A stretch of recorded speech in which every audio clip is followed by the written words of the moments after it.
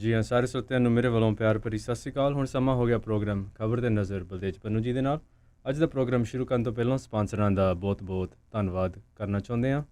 Khalsa insurance ਸੈਨੋਜ਼ੇ ਤੋਂ, ਗੁਰਦੀਪ ਸਿੰਘ ਬਿਰਦੀ ਕਲੋਵਿਸ ਤੋਂ, ਸਤਨਾਮ ਸਿੰਘ ਸ਼ੇਰਗਿੱਲ ਸੈਲਮਾ ਤੋਂ, ਬਖਸ਼ੀਸ਼ ਸਿੰਘ ਜੀ ਕਰਾਦਰਸ ਤੋਂ, ਸੁਰਿੰਦਰ ਸਿੰਘ ਗਿੱਲ ਸਟਾਕਟਨ ਤੋਂ, ਮਨਜੀਤ ਸਿੰਘ ਦਵਾਨਾ ਫਰੈਜ਼ਨੋ ਤੋਂ, ਦੇਵ ਸਿੰਘ ਸਿੰਧੀ ਤਲਵਾਨ ਅਤੇ ਮਨਦੀਪ ਤਵਾਨਾ ਫਰੈਜ਼ਨੋ ਤੋਂ, ਦਰਸ਼ਨ ਸਿੰਘ ਭਲਵਾਨ ਅਤੇ ਮਹਾ ਸਿੰਘ ਜੈਰਾ ਫਰੈਜ਼ਨੋ ਤੋਂ, ਮਨਦੀਪ ਸਿੰਘ ਜੀ ਸੈਨੋਜ਼ੇ ਤੋਂ, ਜਸਵਿੰਦਰ ਸਿੰਘ ਵਿਰਕ ਹਿਊਸਟਨ ਤੋਂ, ਵਰਿੰਦਰ ਸਿੰਘ ਜੀ ਮੋਰਗਨ ਹਿੱਲ ਤੋਂ, ਧਰਮ ਸਿੰਘ ਅਤੇ ਰਘਬੀਰ ਕੌਰ ਸੈਲਮਾ ਤੋਂ ਅਤੇ ਦਲਜੀਤ ਸਿੰਘ, ਅਮਰਜੀਤ ਕੌਰ, ਰਘਬੀਰ ਸਿੰਘ ਅਤੇ ਅਜਮੇਰ ਸਿੰਘ ਮਾਹਲ ਟਰਲਕ ਤੋਂ। ਇਹ ਸਪਾਂਸਰਾਂ ਦਾ ਬਹੁਤ ਬਹੁਤ ਧੰਨਵਾਦ ਕਰਦੇ ਹਾਂ। ਅਤੇ ਹੁਣ ਅਸੀਂ ਸਵਾਗਤ ਕਰਦੇ ਹਾਂ ਬਲਦੇਜ ਪੰਨੂ ਜੀ ਨੂੰ। ਹਾਂਜੀ ਬਲਦੇਜ ਪੰਨੂ ਜੀ, ਸਤਿ ਸ਼੍ਰੀ ਅਕਾਲ, ਜੀ ਆਇਆਂ ਨੂੰ ਅੱਜ ਪ੍ਰੋਗਰਾਮ 'ਚ। ਸਤਿ ਸ਼੍ਰੀ ਅਕਾਲ ਦਿਲ, ਬਹੁਤ ਮਿਹਰਬਾਨੀ। ਔਰ ਨਿਗਾਹ ਮਾਰਦੇ ਹਾਂ ਜੀ ਆਲੇ ਦੁਆਲੇ ਦੇ ਉੱਤੇ। ਸਭ ਤੋਂ ਪਹਿਲਾਂ ਜਿਹੜੀ ਗੱਲ ਉਹ ਕਰਦੇ ਹਾਂ COVID-19 ਦੇ ਜਿਹੜੇ ਕੇਸਾਂ ਦੀ ਜੀ। ਔਰ ਇਸ ਵੇਲੇ ਜਿਹੜੇ ਹਾਲਾਤ ਨੇ ਜੀ ਉਹ 22 ਲੱਖ ਨੂੰ ਕ੍ਰਾਸ ਕਰ ਗਏ ਜੀ। 22 ਲੱਖ 14,149 ਇਸ ਵੇਲੇ ਟੈਲੀ ਜਿਹੜੀ ਆ ਉਹ ਸ਼ੋ ਕਰ ਰਹੀ ਆ ਔਰ 44,466 ਮੌਤਾਂ ਹੋ ਚੁੱਕੀਆਂ ਹੋਈਆਂ ਨੇ। ਔਰ ਜਿਹੜਾ ਮਹਾਰਾਸ਼ਟਰ ਹੈ ਜੀ ਉਹ 5 ਲੱਖ ਨੂੰ ਕ੍ਰਾਸ ਕਰ ਗਿਆ। 5,15,332 ਉੱਥੇ ਜਿਹੜੇ ਕੇਸ ਹੋ ਗਏ। 17,757 ਮੌਤਾਂ ਦੇ ਨਾਲ। ਤਾਮਿਲਨਾਡੂ ਬੜੀ ਤੇਜ਼ੀ ਦੇ ਨਾਲ ਜਿਹੜਾ ਜੀ ਉੱਥੇ ਕੇਸ ਵਧੇ। 2,96,901 ਹੋ ਗਏ, ਤਕਰੀਬਨ 5,000 ਮੌਤਾਂ ਦੇ ਨਾਲ। ਆਂਧਰਾ ਪ੍ਰਦੇਸ਼, ਕਰਨਾਟਕਾ ਇਸ ਤੋਂ ਬਾਅਦ ਨੇ।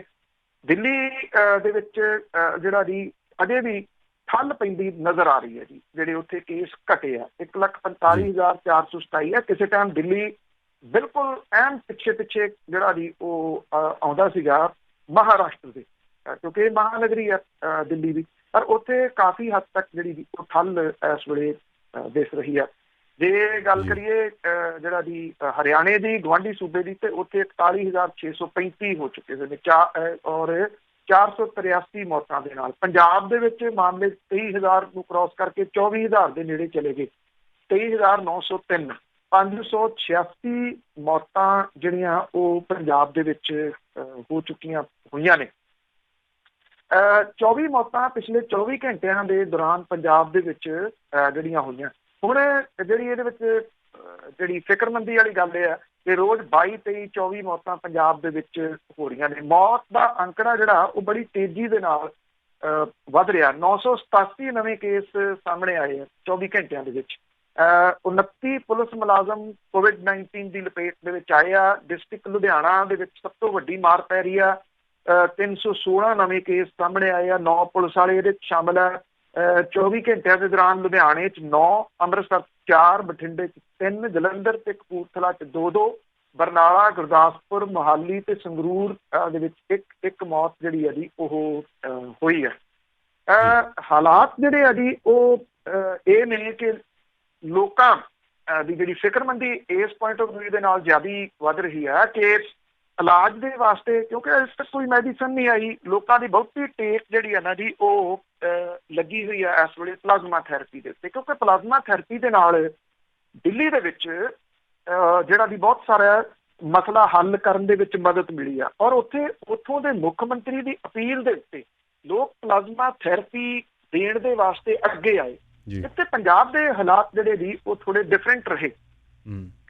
ਇੱਥੇ ਜਦੋਂ ਪਹਿਲੇ ਦਿਨਾਂ ਦੇ ਵਿੱਚ ਮੁੱਖ ਮੰਤਰੀ ਉਹਨਾਂ ਨੇ ਇਹ ਕਹਿਤਾ ਵੀ ਪਲਾਜ਼ਮਾ ਥੈਰੇਪੀ ਡੋਨੇਟ ਕਰੋ, ਲੋਕਾਂ ਨੇ ਬਹੁਤੀ ਕੀਤੀ ਨਹੀਂ। ਦੂਜਾ ਇਹ ਕਹਿਤਾ ਵੀ ਜੇ ਕਿਸੇ ਨੂੰ ਚਾਹੀਦੀ ਹੋਈ ਤਾਂ 20,000 ਰੁਪਏ 'ਚ ਮਿਲੂਗੀ ਪ੍ਰਾਈਵੇਟ ਹਸਪਤਾਲਾਂ ਨੂੰ। ਉਹਦੇ ਨਾਲ ਕੀ ਹੋਇਆ, ਜਿਹੜੇ ਡੋਨਰ ਸੀਗੇ ਉਹ ਪਿਛਾਂਹ ਹਟ ਗਏ, ਉਹਨਾਂ ਨੇ ਇਹ ਡੋਨੇਟ ਨਹੀਂ ਕੀਤੀ, ਜਿਹਦੇ ਕਰਕੇ ਜਿਹੜਾ ਬਹੁਤ ਵੱਡਾ ਫਰਕ ਇਸ ਵੇਲੇ ਜਿਹੜਾ ਜੀ ਇੱਥੇ ਪੈ ਰਿਹਾ ਪੰਜਾਬ ਦੇ ਵਿੱਚ।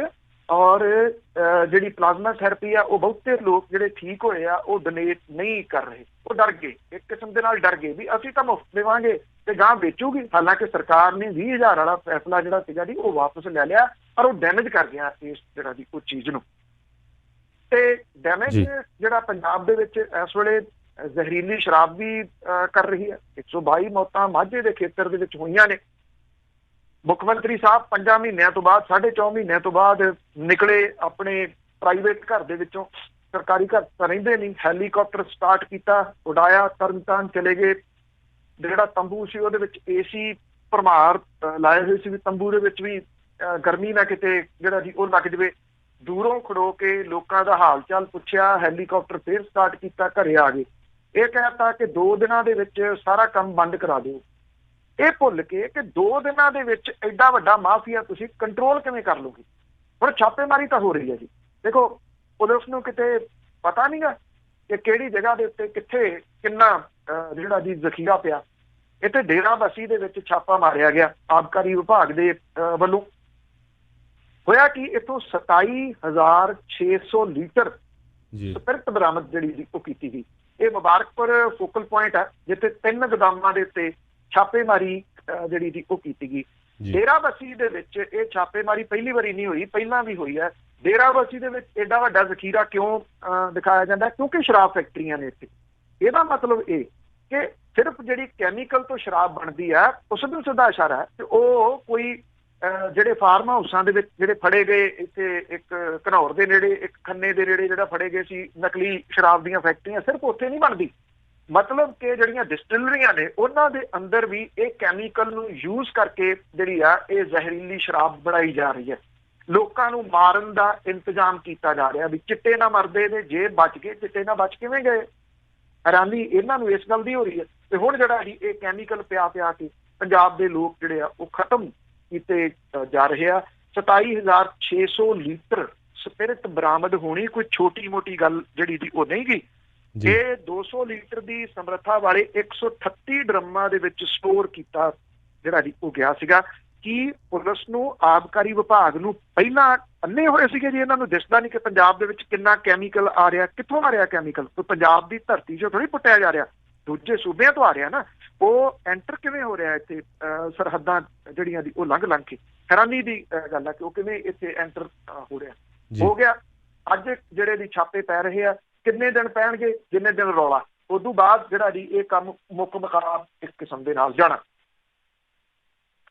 ਬਠਿੰਡਾ ਥਰਮਲ ਪਲਾਂਟ ਜਿਹੜਾ ਕਿ ਸਰਕਾਰ ਨੇ ਤਹਈਆ ਕੀਤਾ ਹੋਇਆ ਵੀ ਇਹਦਾ ਹੁਣ ਨਾਮੋ ਨਿਸ਼ਾਨ ਮਿਟਾ ਦੇਣਾ ਔਰ ਉਹਨਾਂ ਨੇ ਇਹ ਵੇਚ ਦੇਣਾ ਸਭ ਕੁਝ, ਜਿਹੜਾ ਜੀ ਉੱਥੇ ਕਲੋਨੀਆਂ ਕੱਟ ਦੇਣੀਆਂ ਨੇ।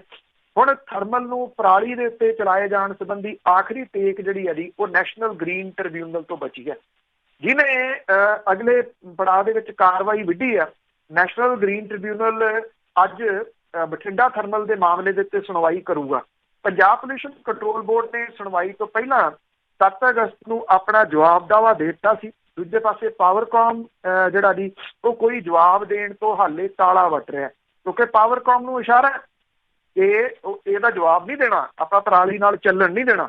ਅਸਲ ਦੇ ਵਿੱਚ ਇਹ ਸਰਕਾਰ ਚਾਹੁੰਦੀ ਹੈ, ਕਿਉਂਕਿ ਸਰਕਾਰ ਚਾਹੁੰਦੀ ਹੈ ਕਿ ਪੈਸੇ ਵੱਟੇ ਜਾਣ, ਉਹਦੇ ਵਿੱਚ ਰਾਜਨੀਤਿਕ ਆਪਣੇ ਭੁੱਖੇ ਢਿੱਡ ਭਰਨ ਤੇ ਲੋਕਾਂ ਦੀ ਜਿਹੜੀ ਇਹ ਪ੍ਰਾਪਰਟੀ ਹੈ ਇਹ ਬਿਲੇ ਲਾ ਦਿੱਤੀ ਜਾਵੇ।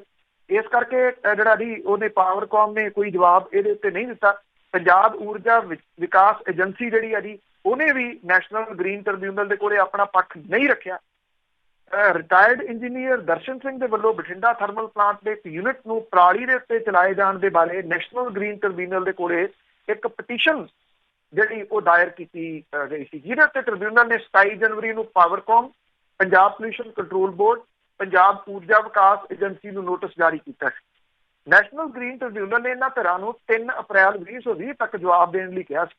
ਨੋਟਿਸ ਤੋਂ ਬਾਅਦ ਪਾਵਰਕਾਮ ਦੇ ਬੋਰਡ ਆਫ ਡਾਇਰੈਕਟਰਸ ਨੇ 13 ਫਰਵਰੀ 2020 ਨੂੰ ਬਠਿੰਡਾ ਥਰਮਲ ਦੀ ਜ਼ਮੀਨ ਪੁੱਡਾ ਨੂੰ ਦੇਣ ਦਾ ਮਤਾ ਪਾਸ ਕਰਤਾ।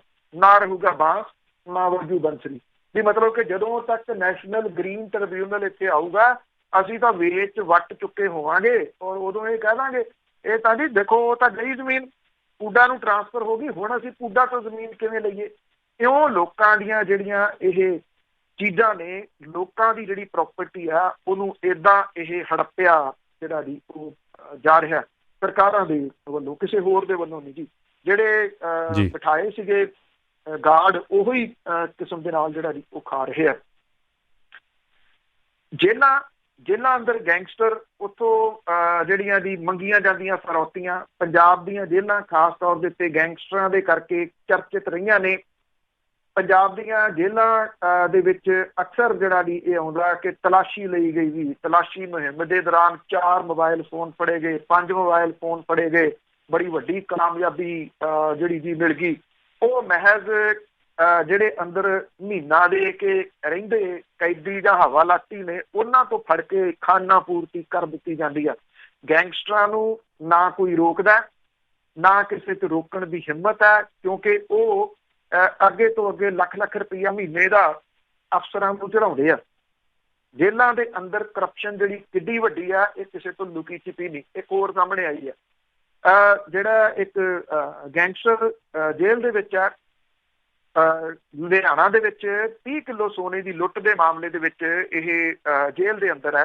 ਉਹਨੇ ਫੋਨ ਕੀਤਾ ਮੋਗੇ ਦੇ ਵਿੱਚ ਇੱਕ ਜਿਹੜਾ ਬਿਜ਼ਨਸਮੈਨ ਨੂੰ ਵੀ ਫਰੌਤੀ ਜਿਹੜੀ ਤਿਆਰ ਰੱਖ ਤੇ ਮੇਰੇ ਜਿਹੜਾ ਦੀ ਬੰਦੇ ਆਉਣਗੇ ਲੈਣ ਦੇ ਵਾਸਤੇ। ਔਰ ਲੈਣ ਦੇ ਵਾਸਤੇ ਉਹ ਜਿਹੜਾ ਗੈਂਗਸਟਰ ਆ ਉਹਦੀ ਮਾਂ ਤੇ 3 ਜਣੇ ਹੋਰ ਜਿਹੜਾ ਦੀ ਉਹ ਚਲੇ ਗਏ। ਐਸਾ ਸੀ ਮਾਂ ਨੂੰ ਕਿਹਾ ਹੋਣਾ ਵੀ ਆਪ ਜਾ ਕੇ ਲੈ ਆਵੀਂ। ਉਹਨਾਂ ਨੇ ਕਿਤੇ ਜਿਹੜੀ ਦੀ ਉਹ ਕੰਪਲੇਂਟ ਕਰਤੀ ਵੀ ਏਦਾਂ ਪੈਸੇ ਧਮਕਾਇਆ ਜਾ ਰਿਹਾ ਵੀ ਇੰਨੇ ਪੈਸੇ ਜਿਹੜੇ ਆ ਜੀ ਉਹ ਦਿਓ। ਤੇ ਪੁਲਿਸ ਜਿਹੜੀ ਦੀ ਉਹ ਗਾਂ ਖੜੀ ਸੀਗੀ। ਉਹਦੀ ਮਾਂ ਸਵਰਨਜੀਤ ਕੌਰ ਫਿਰੋਜ਼ਪੁਰ ਦੀ ਰਹਿਣ ਵਾਲੀ, ਹਰਪ੍ਰੀਤ ਸਿੰਘ ਭੰਬਾ ਲੰਡਾ ਫਿਰੋਜ਼ਪੁਰ ਡਿਸਟ੍ਰਿਕਟ, ਅਮਨਦੀਪ ਸਿੰਘ ਪਿੰਡ ਚੂੜਚੱਕ ਤੇ 2 ਲੋਕਾਂ ਦੇ ਖਿਲਾਫ ਜਿਹੜਾ ਦੀ ਉਹ ਮਾਮਲਾ ਦਰਜ ਕੀਤਾ। ਪੁਲਿਸ ਨੇ ਕਿਸੇ ਤੋਂ ਫਰੌਤੀ ਦੀ ਰਕਮ ਵਸੂਲਣ ਲਈ ਇੱਥੇ ਆਈ ਜਿਹੜੀ ਇਹ ਸਵਰਨਜੀਤ ਕੌਰ ਸੀਗੀ, ਉਹਦੇ ਨਾਲ ਬਾਕੀਆਂ ਨੂੰ ਜਿਹੜਾ ਦੀ ਉਹ ਕਬਜ਼ੇ ਦੇ ਵਿੱਚ ਉਹਨਾਂ ਨੇ ਗੱਡੀ ਜਿਹੜੀ ਸੀ ਉਹ ਲਈ ਉਹਨਾਂ ਦੀ, ਔਰ ਇਹਨਾਂ ਨੂੰ ਅਰੈਸਟ ਕਰ ਲਿਆ ਜੀ। ਇਹਨਾਂ ਨੇ ਇੱਥੇ ਫਰੌਤੀ ਜਿਵੇਂ ਮੈਂ ਤੁਹਾਨੂੰ ਦੱਸਿਆ ਕਿ ਮੰਗੀ ਸੀਗੀ। ਔਰ ਗੱਲ ਇਹ ਨਹੀਂ ਗੀ ਕਿ ਇੱਕ ਬੰਦੇ ਨੂੰ ਗ੍ਰਿਫਤਾਰ ਕਰ ਲਿਆ ਜਾਂ ਉਹਦੀ ਮਾਂ ਨੂੰ ਗ੍ਰਿਫਤਾਰ ਕਰ ਲਿਆ। ਇਹਦੇ ਉੱਤੇ ਜਿਹੜੇ ਜੇਲ੍ਹ ਮੰਤਰੀ ਆ ਉਹ ਇਹ ਕਹਿੰਦੇ ਆ ਕਿ ਵੀ ਨਹੀਂ, ਜਿਹੜੇ ਉੱਥੇ ਜੈਮਰ ਨਹੀਂ ਲੱਗ ਸਕੇ ਜਾਂ ਜਿਹੜੇ ਬੋਡੀ ਸਕੈਨਰ ਨੇ ਉਹ ਨਹੀਂ ਮਿਲ ਸਕੇ, ਇਸ ਕਰਕੇ ਜਿਹੜਾ ਦੀ ਉਹ ਫੋਨ ਦੇ ਉੱਤੇ ਉਹ ਫਰੌਤੀਆਂ ਮੰਗਦੇ ਨੇ। ਹੁਣ ਫੋਨ ਅੰਦਰ ਜਾਂਦਾ ਕਿਵੇਂ? ਜੇਲ੍ਹ ਦੇ ਅੰਦਰ ਜਾਣ ਤੋਂ ਪਹਿਲਾਂ 6 ਜਗ੍ਹਾ ਦੇ ਉੱਤੇ ਤਲਾਸ਼ੀ ਹੁੰਦੀ ਹੈ। ਜਿਹੜੇ ਕੱਪੜੇ ਨੇ ਉਹ ਲਵਾ ਕੇ ਤਲਾਸ਼ੀ ਲਈ ਜਾਂਦੀ ਆ, ਜਿਹੜੀਆਂ ਸ਼ੂਜ਼ ਨੇ ਉਹਨਾਂ ਦੀ ਤਲਾਸ਼ੀ ਲਈ ਜਾਂਦੀ ਆ। ਇਹ ਜਿਹੜੇ ਦੀ ਪੁਲਿਸ ਇਹ ਕਹਿੰਦੀ ਆ ਕਿ ਅਜੇ ਜਲਦਬਾਜ਼ੀ ਹੋਊਗੀ ਇਸ ਮਾਮਲੇ ਦੇ ਉੱਤੇ ਕੁਝ ਦੱਸਣਾ, ਪੁੱਛ ਪੜਤਾਲ ਜਿਹੜੀ ਹੈ ਜੀ ਉਹ ਜਾਰੀ ਆ। ਅਸਲ ਦੇ ਵਿੱਚ ਅੰਮ੍ਰਿਤਸਰ ਜੇਲ੍ਹ ਦੇ ਵਿੱਚ ਇੱਕ ਗੈਂਗਸਟਰ ਗਗਨਦੀਪ ਸਿੰਘ ਉਰਫ ਗਗਨ ਜੱਜ ਜਿਹੜਾ ਉਹਨੂੰ ਅਰੈਸਟ ਕੀਤਾ ਗਿਆ ਸੀਗਾ। ਉਹਦੇ ਉੱਤੇ 30 ਕਿਲੋ ਸੋਨਾ ਲੁੱਟਣ ਦੇ ਦੋਸ਼ ਹੈ। ਔਰ ਉਹ ਅੰਮ੍ਰਿਤਸਰ ਜੇਲ੍ਹ ਦੇ ਵਿੱਚੋਂ ਲੋਕਾਂ ਨੂੰ ਫਰੌਤੀ ਲਈ ਫੋਨ ਕਰਾ ਕੇ ਡਰਾ ਧਮਕਾ ਰਿਹਾ। ਤੇ ਤੁਸੀਂ ਦੇਖੋ ਹੌਸਲੇ ਕਿੰਨੇ ਵਧੇ ਹੋਏ ਆ। ਗਾਂ ਭੇਜ ਵੀ ਰਿਹਾ ਆਪਣੀ ਮਾਂ ਨੂੰ ਵੀ ਜਾ ਤੇ ਉੱਥੋਂ ਜਿਹੜੀ ਆ ਉਹ ਫਰੌਤੀ ਜਾ ਕੇ ਲਿਆ ਜੀ। ਕਾਂਗਰਸ ਜਿਹੜੀ ਹੈਗੀ ਹਾਈ ਕਮਾਂਡ, ਉਹਦੇ ਹਾਲਾਤ ਜਿਹੜੇ ਉਹ ਥੋੜੇ ਜਿਹੇ ਅਜੀਬੋ-ਗਰੀਬ ਹੀ ਬਣੇ ਹੋਏ ਆ। ਉਹ ਇਸ ਪੱਖੋਂ ਅਜੀਬੋ-ਗਰੀਬ ਜਿਹੜੇ ਬਣੇ ਹੋਏ ਆ ਕਿ ਅਗਲਾ ਪ੍ਰਧਾਨ ਕੌਣ ਹੋਵੇ। ਸੋਨੀਆ ਗਾਂਧੀ ਹੋਈ ਕਾਰਜਕਾਰੀ ਜਿਹੜੇ ਦੀ ਉਹ ਪ੍ਰਧਾਨ ਨੇ ਇਸ ਵੇਲੇ, ਔਰ ਇਹ ਕਿਹਾ ਜਾ ਰਿਹਾ ਕਿਉਂਕਿ ਅੱਜ ਉਹਨਾਂ ਦਾ ਟਰਮ ਜਿਹੜਾ ਉਹ ਪੂਰਾ ਹੋ ਰਿਹਾ ਤੇ ਪਾਰਟੀ ਦੀ ਜਿਹੜਾ ਦੀ ਅਗਲਾ ਪ੍ਰਧਾਨ ਕੌਣ ਹੋਊਗਾ ਇਹਦਾ ਅਜੇ ਕੁਝ ਵੀ ਸਾਹਮਣੇ ਨਹੀਂ ਆ ਰਿਹਾ। ਇਹ ਕਿਹਾ ਜਾ ਰਿਹਾ ਕਿ ਅਜੇ ਸ਼ਾਇਦ ਕੁਝ ਸਮੇਂ ਲਈ ਹੋਰ ਜਿਹੜਾ ਕਾਰਜਕਾਰੀ ਪ੍ਰਧਾਨ ਸੋਨੀਆ ਗਾਂਧੀ ਹੋਰੀ ਬਣੇ ਰਹਿਣਗੇ। ਜਿਹੜੇ ਕਾਂਗਰਸ ਦੇ ਬੁਲਾਰੇ ਨੇ ਅਭਿਸ਼ੇਕ ਸਿੰਘਵੀ, ਉਹਨੇ ਜਿਹੜਾ ਦੀ ਇਹ ਗੱਲ ਕਹੀ ਆ ਕਿ 10 ਅਗਸਤ ਨੂੰ ਅੱਜ ਭਾਵ ਇਹ ਜਿਹੜਾ ਉਹਨਾਂ ਦਾ ਕਾਰਜਕਾਲ ਖਤਮ ਹੋ ਰਿਹਾ, ਇਹਦਾ ਮਤਲਬ ਇਹ ਨਹੀਂ ਹੈ ਕਿ ਪ੍ਰਧਾਨਗੀ ਦਾ ਅਹੁਦਾ ਖਾਲੀ ਹੋ ਰਿਹਾ। ਉਹਨਾਂ ਨੇ ਇਹ ਗੱਲ ਕਹੀ ਕਿ ਸੋਨੀਆ ਗਾਂਧੀ ਜਿਹੜੀ ਪ੍ਰਧਾਨ ਨੇ ਤੋਂ ਉਦੋਂ ਤੱਕ ਪ੍ਰਧਾਨ ਬਣੇ ਰਹਿਣਗੇ ਜਦੋਂ ਤੱਕ ਢੁਕਵੀਂ ਪ੍ਰਕਿਰਿਆ ਲਾਗੂ ਨਹੀਂ ਹੋ ਜਾਂਦੀ।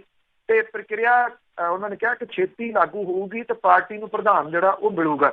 ਇਹ ਕਿਹਾ ਕਿ ਕਾਂਗਰਸ ਵਰਕਿੰਗ ਕਮੇਟੀ 'ਚ ਨੇੜ ਭਵਿੱਖ ਦੇ ਵਿੱਚ ਪ੍ਰਧਾਨ ਚੁਣਨ ਦੀ ਪ੍ਰਕਿਰਿਆ ਪੂਰੀ ਹੋਊਗੀ ਤੇ ਕੋਈ ਨਾ ਕੋਈ ਨਤੀਜਾ ਜਿਹੜਾ ਦੀ ਉਹ ਜ਼ਰੂਰ ਨਿਕਲੂਗਾ। ਸੋਨੀਆ ਗਾਂਧੀ ਦੇ ਅੰਤਰਿਮ ਪ੍ਰਧਾਨ ਦੇ ਵਜੋਂ ਜਿਹੜਾ ਦੀ ਅੱਜ ਜਿਹੜਾ ਉਹਨਾਂ ਦਾ ਟਾਈਮ ਪੂਰਾ ਹੋ ਗਿਆ, ਉਹਨੂੰ ਲੈ ਕੇ ਦੁਬਿਧਾ ਦਾ ਮਾਹੌਲ ਜਿਹੜਾ ਦੀ ਉਹ ਬਣਿਆ ਹੋਇਆ, ਜਿਹਦੇ ਕਰਕੇ ਕਾਂਗਰਸ ਨੂੰ ਇਹ ਸਪਸ਼ਟ ਕਰਨਾ ਪਿਆ ਕਿ 10 ਤਰੀਕ ਨੂੰ ਜੇ ਉਹਨਾਂ ਦੇ ਅਹੁਦੇ ਦੀ ਮਿਆਦ ਪੂਰੀ ਹੋ ਰਹੀ ਹੈ ਤਾਂ ਉਹ ਕਾਰਜਕਾਰੀ ਪ੍ਰਧਾਨ ਨੇ। ਔਰ ਕਾਰਜਕਾਰੀ ਪ੍ਰਧਾਨ ਦਾ ਜਿਹੜਾ ਅਹੁਦਾ ਉਹ ਨਹੀਂ ਜਦ ਤੱਕ ਖਤਮ ਨਹੀਂ ਹੁੰਦਾ ਜਦੋਂ ਤੱਕ ਨਵੀਂ ਪ੍ਰਕਿਰਿਆ ਦੇ ਤਹਿਤ ਨਵੇਂ ਪ੍ਰਧਾਨ ਨੂੰ ਜਿਹੜਾ ਦੀ ਉਹ ਚੁਣ ਨਹੀਂ ਲਿਆ ਜਾਂਦਾ। ਸ਼ਸ਼ੀ ਥਰੂਰ ਹੋਰੀ ਜਿਹੜੇ ਕਾਂਗਰਸੀ ਆਗੂ ਨੇ, ਉਹਨਾਂ ਨੇ ਵੀ ਇਹ ਗੱਲ ਜਿਹੜੀ ਕਹੀ ਆ ਕਿ ਪਾਰਟੀ ਦੇ ਸੇਧ ਤੇ ਦਿਸ਼ਾਹੀਣ ਹੋਣ ਦੀ ਲੋਕਾਂ ਦੇ ਵਿੱਚ ਬਣ ਰਹੀ ਧਾਰਨਾ ਜਿਹੜੀ ਉਹ ਤੋੜੀ ਜਾਵੇ। ਤੇ ਇਹਦੇ ਵਾਸਤੇ ਉਹਨਾਂ ਨੇ ਕਿਹਾ ਕਿ ਇਹਦੇ ਲਈ ਇਹੀ ਰਾਜ ਹੋ ਸਕਦਾ ਆ ਕਿ ਪ੍ਰਧਾਨ ਜਿਹੜਾ ਜੀ ਉਹ ਪੱਕਾ ਚੁਣ ਲਿਆ ਜਿਹੜਾ ਜੀ ਉਹ ਜਾਵੇ।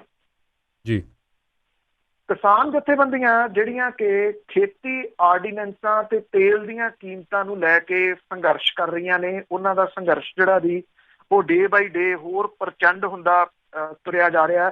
ਅੱਜ ਕਿਸਾਨਾਂ ਦੇ ਸੰਘਰਸ਼ ਦਾ ਅਗਲਾ ਪੜਾਅ ਆ। 10 ਪੰਜਾਬ ਦੀਆਂ ਕਿਸਾਨ ਜਥੇਬੰਦੀਆਂ ਇਕੱਠੀਆਂ ਹੋ ਕੇ ਅੱਜ ਫਿਰ ਲੋਕ ਸਭਾ ਮੈਂਬਰ, ਪੰਜਾਬ ਦੇ ਮੰਤਰੀ, ਪੰਜਾਬ ਦੇ ਵਿਧਾਇਕਾਂ ਦੇ ਘਰਾਂ ਤੱਕ ਆਪੋ ਆਪਣੇ ਵਹੀਕਲ ਲੈ ਕੇ ਜਾਣਗੀਆਂ। ਕੇਂਦਰ ਸਰਕਾਰ ਦੇ ਵੱਲੋਂ ਜਾਰੀ ਆਰਡੀਨੈਂਸਾਂ, ਬਿਜਲੀ ਐਕਟ 2020 ਨੂੰ ਰੱਦ ਕਰਵਾਉਣ ਲਈ, ਤੇਲ ਕੀਮਤਾਂ ਘਟਾਉਣ ਲਈ, ਸਵਾਮੀਨਾਥਨ ਰਿਪੋਰਟ ਲਾਗੂ ਕਰਵਾਉਣ ਲਈ ਜਿਹੜਾ ਜੀ ਇਹ ਰੋਸ ਮੁਜ਼ਾਹਰੇ ਕੀਤੇ ਜਾ ਰਹੇ ਨੇ। ਪੰਜਾਬ ਦੇ ਹਰਿਆਣਾ, ਰਾਜਸਥਾਨ ਦੇ ਇੱਕ ਦਿਨ ਦੇ ਵਾਸਤੇ ਟਰੈਕਟਰ ਜਿਹੜੇ ਜੀ ਉਹ ਸੜਕਾਂ ਦੇ ਉੱਤੇ ਨਿਕਲ ਆਏ ਸੀਗੇ। ਉਦੋਂ ਬਾਅਦ ਅਕਾਲੀ ਭਾਜਪਾ ਜਿਹੜੇ ਵਿਧਾਇਕ ਤੇ MP ਨੇ ਉਹਨਾਂ ਦੇ ਘਰ ਘੇਰੇ ਗਏ। ਹੁਣ ਇਹ ਜਿਹੜਾ ਪੜਾਅ ਆ ਇਹਦੇ ਵਿੱਚ ਸਾਰੀਆਂ ਪਾਰਟੀਆਂ ਨੂੰ ਸ਼ਾਮਲ ਕੀਤਾ ਗਿਆ, ਸਿਆਸੀ ਪਾਰਟੀਆਂ, ਸਾਰੀਆਂ ਸਿਆਸੀ ਪਾਰਟੀਆਂ ਦੇ ਵਿਧਾਇਕ ਤੇ ਮੈਂਬਰ ਪਾਰਲੀਮੈਂਟ ਜਿਹੜੇ ਆ, ਮੰਤਰੀ, ਸਭ ਦੇ ਘਰਾਂ ਦਾ ਘਿਰਾਓ ਕੀਤਾ ਜਾਊਗਾ। ਇਹਦੇ ਵਿੱਚ ਸਿਰਫ ਟਰੈਕਟਰ ਨਹੀਂ ਹੋਣਗੇ, ਇਹਦੇ ਵਿੱਚ ਮੋਟਰਸਾਈਕਲ ਤੇ ਜੀਪਾਂ ਵਗੈਰਾ ਜਿਹੜੀਆਂ ਉਹ ਵੀ ਕੱਢੀਆਂ ਗਈਆਂ ਨੇ। ਔਰ ਜਿਹੜੇ ਕਿਸਾਨ ਜਥੇਬੰਦੀਆਂ ਨੇ 10, ਉਹਨਾਂ ਨੇ ਇਸ ਮਾਮਲੇ 'ਚ ਲੋਕਾਂ ਤੋਂ ਸਹਿਯੋਗ ਮੰਗਿਆ ਤੇ ਲੋਕ ਜਿਹੜੇ ਨੇ ਉਹ ਉਹਨਾਂ ਦਾ ਸਹਿਯੋਗ ਜਿਹੜਾ ਜੀ ਉਹ ਕਰਨ। ਸੋ ਲੋਕਾਂ ਦਾ ਸਹਿਯੋਗ ਕਿੰਨਾ ਮਿਲਦਾ ਜੀ ਇਹ ਆਉਂਦੇ ਦਿਨ ਦੱਸਣਗੇ, ਪਰ ਇੰਨਾ ਜ਼ਰੂਰ ਆ, ਇਹ ਦਿਸ ਰਿਹਾ ਕਿ ਭਾਰਤ ਦੇ ਵਿੱਚ ਜਿਹੜਾ ਕਿਸਾਨ ਹੈ, ਜਿਹੜੀ ਉਹਦੀ ਮੰਦੀ ਹਾਲਤ ਜਿਹੜੀ ਹੈ ਜੀ ਉਹ ਹੋ ਰਹੀ ਆ, ਇਹਦੇ ਵਾਸਤੇ ਜਿਹੜਾ ਜੀ ਪੰਜਾਬ ਦਾ ਕਿਸਾਨ ਲੀਡ ਇਸ ਮਾਮਲੇ ਦੇ ਉੱਤੇ ਲੈ ਰਿਹਾ ਪ੍ਰਤੀਤ ਜਿਹੜਾ ਜੀ ਉਹ ਹੁੰਦਾ ਕਿ ਜਿਹੜਾ ਪੰਜਾਬ ਹੈ ਉਹ ਸ਼ਾਇਦ ਕਿਸਾਨਾਂ ਨੂੰ, ਸਮੁੱਚੇ ਮੁਲਕ ਦੇ ਜਿਹੜੇ ਕਿਸਾਨਾਂ ਨੂੰ ਆਪਣੇ ਨਾਲ ਤੋਰਨ ਦੇ ਵਿੱਚ ਸ਼ਾਇਦ ਜਿਹੜਾ ਜੀ ਉਹ ਸਫਲ ਹੋ ਜਾਊਗਾ। ਜਿਸ ਤਰੀਕੇ ਦੇ ਨਾਲ ਜਿੰਨੇ ਚੰਗੇ ਹਾਲਾਤਾਂ ਦੇ ਵਿੱਚ ਜਾਂ ਜਿਹੋ ਜਿਹੇ ਤੁਸੀਂ ਕਹਿ ਲਓ ਕਿ ਯੂਨਾਈਟ ਹੋ ਕੇ ਇਹ ਤੁਰ ਰਹੇ ਆ, ਉੱਥੋਂ ਥੋੜ੍ਹੀ ਜਿਹੀ ਇਹ ਲੱਗ ਰਹੀ ਹੈ ਕਿ ਉਮੀਦ ਕੀਤੀ ਜਿਹੜੀ ਜੀ ਉਹ ਜਾਣੀ ਚਾਹੀਦੀ ਹੈ ਕਿ ਕਿਸਾਨ ਜਿਹੜਾ ਉਹਦੇ ਸੰਘਰਸ਼ ਨੂੰ ਕੁਝ ਦੂਰ ਪਊਗਾ। ਕਾਂਗਰਸੀ ਆਗੂ ਰਾਹੁਲ ਗਾਂਧੀ ਹੋਰਾਂ ਦੇ ਜਿਹੜੇ ਹਮਲੇ ਨੇ ਕੇਂਦਰ ਦੀ ਸਰਕਾਰ ਦੇ ਉੱਤੇ ਨਿਰੰਤਰ ਜਾਰੀ ਨੇ। ਮੈਂ ਅੱਗੇ ਵੀ ਕਈ ਵਾਰੀ ਗੱਲ ਕੀਤੀ ਹੈ ਕਿ ਉਹਨੂੰ ਇਸ ਪੱਖੋਂ ਹੁੰਗਾਰਾ ਨਹੀਂ ਮਿਲ ਰਿਹਾ ਕਿ ਕਾਂਗਰਸ ਦੇ ਬਾਕੀ ਲੀਡਰ ਜਿਹੜੇ ਉਹ ਉਹਦੀ ਇਸ ਗੱਲ ਨੂੰ ਅੱਗੇ ਨਹੀਂ ਤੋੜ ਰਹੇ। ਉਹ ਇਕੱਲਾ ਹੀ ਇੱਕ ਕਿਸਮ ਦੇ ਨਾਲ ਟਵਿੱਟਰ ਦੇ ਰਾਹੀਂ ਜਾਂ ਜਿਵੇਂ ਵੀ ਆ ਉਹ ਲੱਗਿਆ। ਉਹਨਾਂ ਨੋਟਬੰਦੀ ਗਲਤ ਢੰਗ ਦੇ ਨਾਲ ਲਾਗੂ ਕੀਤੀ ਗਈ, GST, ਲਾਕਡਾਊਨ ਗਲਤ ਤਰੀਕੇ ਦੇ ਨਾਲ ਲਿਆਂਦੇ ਗਏ, ਇਹਨਾਂ ਦੇ ਵਾਸਤੇ ਇਹ ਗੱਲ ਕਹੀ ਹੈ ਕਿ ਇਹਨਾਂ ਦੇ ਨਾਲ ਆਰਥਿਕ ਢਾਂਚਾ ਜਿਹੜਾ ਜੀ ਉਹ ਤਬਾਹ ਹੋ ਗਿਆ। ਕਾਂਗਰਸ ਦੇ ਯੂਥ ਵਿੰਗ ਦੇ ਵੱਲੋਂ ਸ਼ੁਰੂ ਕੀਤੀ ਗਈ ਰੁਜ਼ਗਾਰ ਦਿਓ ਮੁਹਿੰਮ ਦੇ ਦਰਮਿਆਨ ਰਾਹੁਲ ਗਾਂਧੀ ਦੇ ਵੱਲੋਂ ਕੇਂਦਰ ਦੀ ਸਰਕਾਰ ਦੇ ਉੱਤੇ ਇਹ ਹਮਲਾ, ਤਿੱਖਾ ਹਮਲਾ ਬੋਲਿਆ ਗਿਆ। ਰਾਹੁਲ ਗਾਂਧੀ ਉਹਨਾਂ ਨੇ ਕਿਹਾ ਕਿ ਜਦੋਂ ਨਰਿੰਦਰ ਮੋਦੀ ਜੀ ਪ੍ਰਧਾਨ ਮੰਤਰੀ ਬਣੇ ਸੀ ਤਾਂ ਉਹਨਾਂ ਨੇ ਮੁਲਕ ਦੇ ਨੌਜਵਾਨਾਂ ਨੂੰ ਇਹ ਕਿਹਾ ਸੀਗਾ ਕਿ ਉਹ ਹਰ ਸਾਲ 2 ਕਰੋੜ ਨੌਜਵਾਨਾਂ ਨੂੰ ਰੁਜ਼ਗਾਰ ਦੇਣਗੇ। ਪਰ ਉਹ ਕਹਿੰਦੇ ਸੱਚਾਈ ਇਹ ਆ ਕਿ ਮੋਦੀ ਸਰਕਾਰ ਦੀਆਂ ਨੀਤੀਆਂ ਕਰਕੇ ਮੁਲਕ 'ਚ 14 ਕਰੋੜ ਲੋਕ ਬੇਰੁਜ਼ਗਾਰ ਹੋ ਗਏ। ਏਦਾਂ ਕਿਉਂ ਹੋਇਆ? ਉਹ ਕਹਿੰਦੇ ਗਲਤ ਨੀਤੀਆਂ, ਨੋਟਬੰਦੀ, ਗਲਤ ਢੰਗ ਦੇ ਨਾਲ GST, ਫਿਰ ਲਾਕਡਾਊਨ, ਇਹ 3 ਸਟੈਪ ਸੀਗੇ ਜਿਨ੍ਹਾਂ ਨੇ ਮੁਲਕ ਦਾ ਢਾਂਚਾ ਜਿਹੜਾ ਸੀਗਾ ਉਹ ਤਬਾਹ ਕਰਨ ਦੇ ਵਿੱਚ ਵੱਡਾ ਰੋਲ ਜਿਹੜਾ ਉਹ ਨਿਭਾਇਆ। ਹੁਣ ਸਵਾਲ ਜਿਹੜਾ ਥੋੜ੍ਹਾ ਜਿਹਾ ਇਹ ਖੜਾ ਹੋ ਜਾਂਦਾ ਕਿ ਜਿਹੜਾ ਇਹ ਟਵਿੱਟਰ ਦੇ ਰਾਹੀਂ ਜਿਹੜੀ ਲੜੀ ਜਾ ਰਹੀ ਜੰਗ ਹੈ, ਕਿਉਂਕਿ COVID-19 ਦੇ ਚੱਲਦਿਆਂ ਸੜਕ ਵਾਲੇ ਜਿਹੜੀ ਜੰਗ ਹੈ ਜੀ ਉਹਦੇ ਅਜੇ ਚਾਂਸ ਕੋਈ ਬਹੁਤੇ ਵੱਡੇ ਲੱਗਦੇ ਨੇ। ਜਿੰਨੀ ਦੇਰ ਤੱਕ ਉਹ ਨਹੀਂ ਆਉਂਦੀ ਉਨੀ ਦੇਰ ਤੱਕ ਕਿਸੇ ਵਿਰੋਧੀ ਧਿਰ ਨੂੰ ਇਹ ਪਰਖਿਆ ਨਹੀਂ ਜਾ ਸਕਦਾ ਕਿ ਕਿੰਨੇ ਲੋਕ ਉਹਦੇ ਇਸ ਵਿਰੋਧ ਦੇ ਵਿੱਚ ਜਿਹੜਾ ਜੀ ਉਹ ਸ਼ਾਮਲ ਨੇ। ਤੇ ਜਾਂਦੇ ਜਾਂਦੇ ਇੱਕ ਬੜੀ ਮਾੜੀ ਘਟਨਾ ਜਿਹੜੀ ਉਹ ਰਾਜਸਥਾਨ ਦੇ ਵਿੱਚ ਵਾਪਰੀ ਹੈ। ਰਾਜਸਥਾਨ ਦੇ ਜੋਧਪੁਰ ਜ਼ਿਲ੍ਹੇ ਦੇ ਵਿੱਚ ਇੱਕ ਫਾਰਮ ਦੇ ਵਿੱਚੋਂ 11 ਪਾਕਿਸਤਾਨੀ ਸ਼ਰਨਾਰਥੀਆਂ ਦੀਆਂ ਲਾਸ਼ਾਂ ਮਿਲੀਆਂ ਨੇ। ਪਰਿਵਾਰਾਂ ਦਾ ਇੱਕ ਜੀ ਆ ਦੇਛੂ, ਉਹ ਲੋਤਾ ਪਿੰਡ ਵਿਚਲੀ ਇੱਕ ਜਿਹੜੀ ਝੌਪੜੀ ਆ ਉਹਦੇ ਵਿੱਚੋਂ ਜਿਉਂਦਾ ਮਿਲਿਆ, ਜਿਹਦੇ ਤੋਂ ਪੁਲਿਸ ਵੱਲੋਂ ਪੁੱਛਗਿੱਛ ਜਿਹੜੀ ਆ ਉਹ ਕੀਤੀ ਜਾ ਰਹੀ ਹੈ। ਜਿਹੜਾ ਬੰਦਾ ਇਹ ਜੀਵਤ ਮਿਲਿਆ ਉਹਨੇ ਇਹ ਘਟਨਾ ਦੇ ਬਾਰੇ ਅਗਿਆਨਤਾ ਪ੍ਰਗਟਾਈ ਆ। ਇਹ ਘਟਨਾ ਰਾਤ ਦੇ ਵੇਲੇ ਵਾਪਰੀ ਆ। ਇਹ ਦੱਸਿਆ ਜਾ ਰਿਹਾ ਪੁਲਿਸ ਦੇ ਵੱਲੋਂ ਕਿ ਅਸੀਂ ਮੌਤ ਦੇ ਕਾਰਨਾਂ ਦਾ ਪਤਾ ਲਾਉਣ ਦੀ ਕੋਸ਼ਿਸ਼ ਕਰ ਰਹੇ ਹਾਂ। ਇਹ ਲੱਗਦਾ ਕਿ ਪਰਿਵਾਰ ਦੇ ਮੈਂਬਰਾਂ ਨੇ ਰਾਤ ਵੇਲੇ ਕੋਈ ਜ਼ਹਿਰੀਲਾ ਕੈਮੀਕਲ ਖਾ ਕੇ ਖੁਦਕੁਸ਼ੀ ਕੀਤੀ ਹੈ। ਝੋਪੜੀ ਦੇ ਵਿੱਚੋਂ ਕੈਮੀਕਲ ਦੀ ਬਦਬੂ ਆ ਰਹੀ ਸੀਗੀ, ਇਹ ਦੱਸਿਆ ਗਿਆ ਪੁਲਿਸ ਦੇ ਵੱਲੋਂ। ਔਰ ਇਹ ਇੱਕੋ ਪਰਿਵਾਰ ਦੇ ਨੇ, ਪਾਕਿਸਤਾਨ ਤੋਂ ਆਏ ਪ੍ਰਵਾਸੀ ਹਿੰਦੂ ਪਰਿਵਾਰ ਦੇ ਵਿੱਚੋਂ ਨੇ ਜੀ। ਭੀਲ ਫਿਰਕੇ ਦੇ ਨਾਲ ਇਹ ਸੰਬੰਧਿਤ ਨੇ। ਪਿੰਡ ਵਿਚਲੇ ਫਾਰਮ ਦੇ ਵਿੱਚ ਉਹ ਰਹਿੰਦੇ ਸੀਗੇ ਤੇ ਉਹਨਾਂ ਨੇ ਫਾਰਮ ਖੇਤੀ ਲਈ ਠੇਕੇ ਤੇ ਲਿਆ ਹੋਇਆ ਸੀਗਾ। ਇਹ ਕਿਹਾ ਜਾ ਰਿਹਾ ਕਿ ਪਰਿਵਾਰ ਦੇ ਕਿਸੇ ਵੀ ਜੀਅ ਦੇ ਸਰੀਰ ਦੇ ਉੱਤੇ ਕਿਸੇ ਤਰ੍ਹਾਂ ਦੇ ਸੱਟ ਦਾ ਕੋਈ ਜਿਹੜਾ ਜੀ ਨਿਸ਼ਾਨ ਹੈ ਨਹੀਂਗਾ, ਜਿਹਦੇ ਕਰਕੇ ਇਹ ਨਹੀਂ ਕਿਹਾ ਜਾ ਸਕਦਾ ਕਿ ਇਹ ਕਤਲ ਜਿਹੜੇ ਆ ਉਹ ਕੀਤੇ ਗਏ।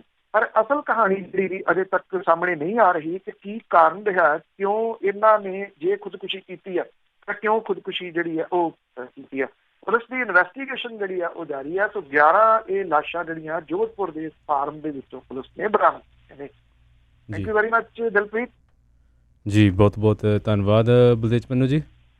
ਸਤਿ ਸ਼੍ਰੀ ਅਕਾਲ ਤੇ ਨਾਨੀ, ਸਤਿ ਸ਼੍ਰੀ ਅਕਾਲ ਜੀ। ਇਹ ਸਨ ਬਲਦੇਜ ਪੰਨੂ ਜੀ। ਅੱਜ ਦੇ ਪ੍ਰੋਗਰਾਮ 'ਚ ਖਬਰ ਤੇ ਨਜ਼ਰ ਇੱਦਾਂ ਹੀ ਅਸੀਂ ਇਜਾਜ਼ਤ ਕਰਦੇ ਹਾਂ। ਮੇਲੇ ਵੱਲੋਂ ਸਾਰਿਆਂ ਨੂੰ ਪਿਆਰ ਭਰੀ ਸਤਿ ਸ਼੍ਰੀ ਅਕਾਲ।